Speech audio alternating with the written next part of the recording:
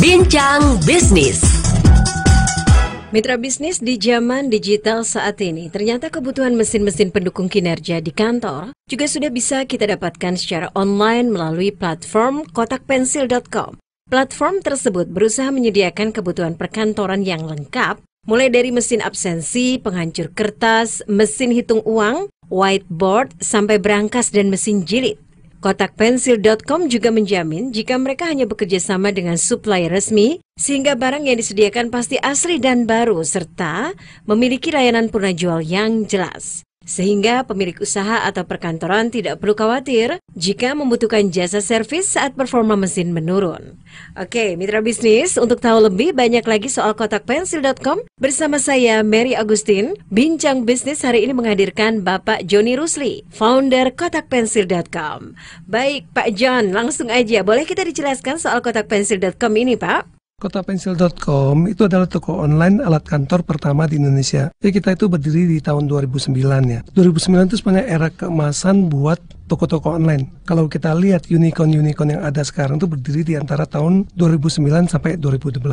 Nah, awal kelahiran Kotakpensil itu cukup unik. Ketika itu saya kan, waktu itu saya minta karyawan saya itu beli pulpen ya ke pusat grosir. Harga pulpen itu setahu saya itu harganya seharusnya sekitar 15.000. Paling mahal pun 16,5. Nah, pada saat karyawan saya beli dan dia kembali, harganya itu menjadi 20.000. Dan saya bertanya, saya kaget, loh kenapa bisa 20.000 nih? Kalau saya main ATK, saya tuh tahu persis harganya antara berapa nih. Kenapa 20.000? Dan bicaranya agak ngelantur ya. Saya bilang kalau gitu, coba saya cek dong tokonya yang mana yang jualan. Dan juga ada dikasih tahu nih. Dalam hal ini saya pikir, wah ini ada sesuatu yang salah nih. Kalau nggak karyawan saya yang korupsi, berarti ini tokonya yang benar. Dan dari marah tiba-tiba timbul satu ide bisnis. Menariknya, ide bisnis itu bisa timbul di mana aja nih. Walaupun ketika lagi marah, lagi ditipu, itu bisa muncul ide bisnis. Dan ide bisnis yang muncul pada saat itu, kalau saya yang bergerak di bidang ATK dan ngerti ATK bisa ditipu, apalagi orang-orang lain nih. Makanya mulai kita terbersit satu ide, kenapa kita nggak buka satu toko online yang jual produk dengan harga yang jujur tanpa neko-neko. Nah,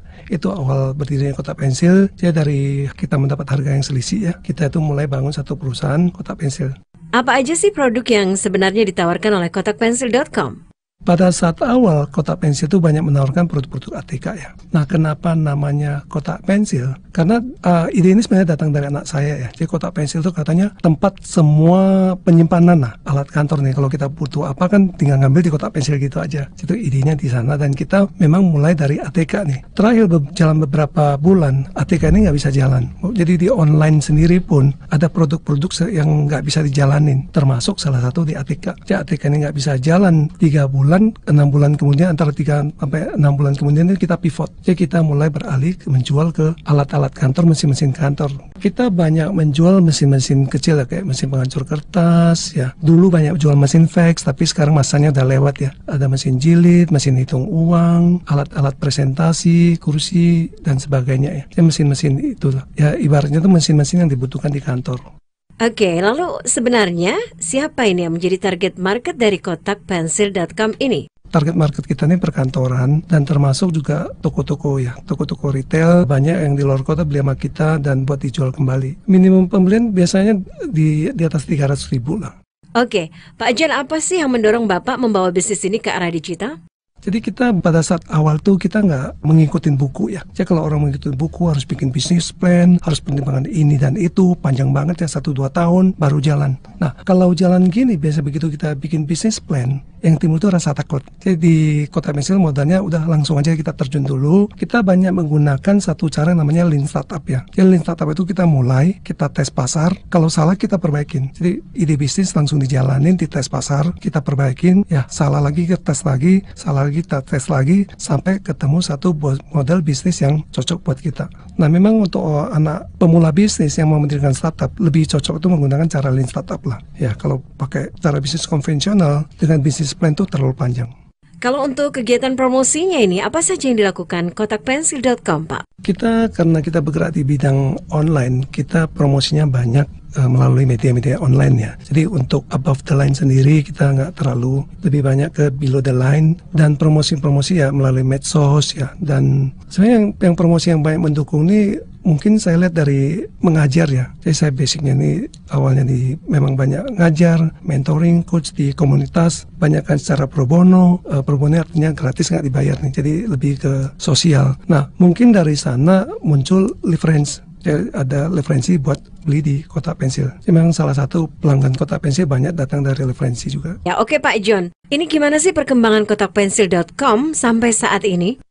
Saat kita mulai ya tahun 2009, sebenarnya pasar online itu belum jadi. Jadi pertanyaan yang paling banyak ditanya pelanggan ke kita, itu cara belanja online itu gimana sih? Kita harus banyak jelasin nih. Terus yang kedua, kita harus bangun trust-nya. Mereka kan bertanya nih, kalau saya bayar, barang aman nggak, dikirim nggak gitu? Itu pertanyaan di awal-awal kita berdiri. Tapi dengan semakin bertumbuhnya, matangnya industri, pertanyaannya beda. Jadi mereka udah nggak banyak bertanya lagi tentang cara-cara belanja, tentang cara-cara belanja udah nggak bertanya tentang kepercayaan ya. Yang mereka banyak bertanya ini sekarang tentang keaslian barang ya mungkin ya, karena penjualnya terlalu banyak dan beberapa pelanggan itu juga susah membedakan antara yang palsu dengan yang asli ini. Dan yang ketiga yang sekarang mereka nuntut, banyak mereka menuntut pelayanan seperti di offline. Jadi begitu mereka sebelum mereka mau beli barang itu, mereka para pelanggan itu banyak bertanya yang mengenai produk, dan kita harus mampu menjelaskan tentang produk kita. Itu tantangan salah satu lah untuk penjualan barang teknis. Baik, kalau soal kompetisi bagi kotakpensil.com ini Pak John, seperti apa dan apa saja yang menjadi keunggulan Kotak Pensil di antara kompetitornya? Ya, jadi sekarang memang banyak sekali pesaing yang sama, dan awal-awal kita menawarkan konsep ini konsep murah. Tapi begitu dengan banyak munculnya marketplace, konsep murah kita itu nggak bisa dipakai. Nah, uniqueness yang kita tawarkan tuh lebih ke arah trust ya. Trust, jadi di Kotak Pensil, kalau belanja di Kotak Pensil, Anda boleh yakin semua produk yang Anda beli itu 100% asli, bergaransi resmi. Dan poin yang kedua yang kita tekankan itu di pelayanan. Kalau belanja mesin-mesin kantor itu sebenarnya barang-barang teknis ya. Setelah beli itu nanti butuh perawatan, butuh spare part, butuh servis dan segalanya. Kita selalu tekankan tuh bahwa jual alat teknis bukan jual kacang goreng nih, jual lupakan nih. Jadi perbedaan kedua di Kotak Pensil yang sering kita tekankan di tim-tim kita juga, bahwa pelayanan harus kita utamakan, terutama pelayanan after sale nih. Jadi begitu nanti Anda beli di Kotak Pensil dan barangnya rusak, tokonya masih ada lah, dan Anda masih bisa minta beli spare part, mau di servis, ya perbaikan dan segalanya masih bisa. Jadi kita lebih tekankan di satu, keaslian barang, kedua di jaminan after sales service. Oke, nah kalau untuk pembeli di luar kota untuk layanan servisnya seperti apa ini? Ya, jadi kalau alat-alatnya di beberapa kota kita hanya bekerja sama dengan supplier yang resmi ya, dan mereka juga punya jaringannya ya. Dan pernah juga ada kasus kalau ada kerusakan barang di luar kota, biasanya nih kita dari teknisi kita yang bimbing dulu nih. Dari teknisi kita teleponan, kalau misalnya masalahnya bisa selesai, udah berarti oke. Nah, kadang-kadang timbul masalah kalau mesinnya rusaknya agak parah nih. Kalau secara telepon, secara online nggak bisa selesai, biasanya kita kirim teknisi ke sana. Ya, jadi teknisi ke sana buat perbaikan. Itu biasanya buat mesin-mesin yang lebih besar. Baik, inovasi apa nih Pak John yang akan dilakukan kotakpensil.com guna menghadapi persaingan saat ini Pak? Inovasi itu lebih, kalau kita lihat itu lebih ke pelayanan ya nantinya. Pelayanan, kelengkapan produk, tapi terutama di pelayanan. Terutama nanti yang perlu kita antisipasi ini sebenarnya ini.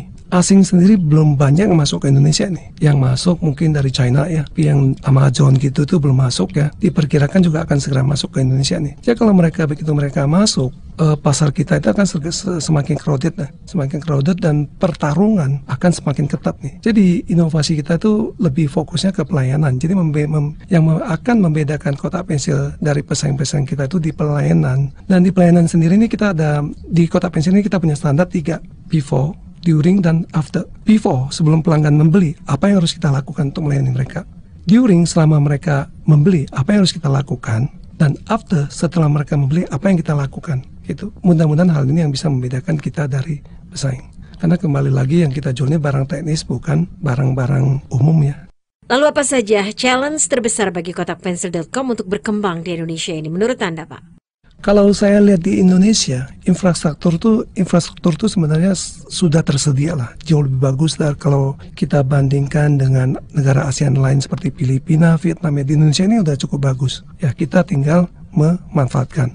Challenge yang paling besar itu saya lihat di SDM.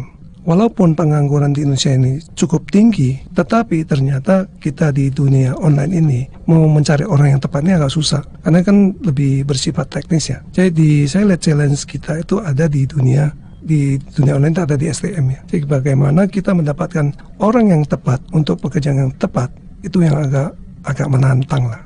Oke, dan yang terakhir nih, targetnya, apa yang ingin dicapai oleh kotakpensil.com ke depannya nanti? Target saya secara pribadi ya buat Kotak Pensil, mudah-mudahan Kotak Pensil itu bisa berkembang menjadi salah satu perusahaan online terkemuka di Indonesia, khususnya untuk alat kantor. Di Kotak Pensil ini boleh bilang 100% lokal ya. Ini kita nggak menggunakan dana asing, dan ini boleh dibilang ini kreasi anak bangsa lah. Itu mudah-mudahan itu bisa berkembang. Baik Pak John, terima kasih atas kehadirannya pada Bincang Bisnis hari ini. Dan mitra bisnis, demikian perbincangan kita dengan Johnny Rusli, founder kotakpensil.com. Saya Mary Agustin, Pas FM. Bincang Bisnis.